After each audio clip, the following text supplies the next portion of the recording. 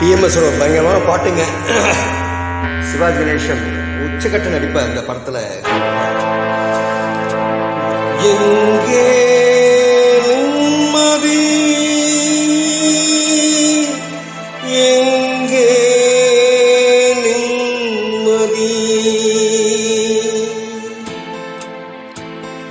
எங்கே நிம்மதி எங்கே நிம்மதி அங்கே எனக்கோரிடம் வேண்டும் அங்கே எனக்கோரிடம் வேண்டும்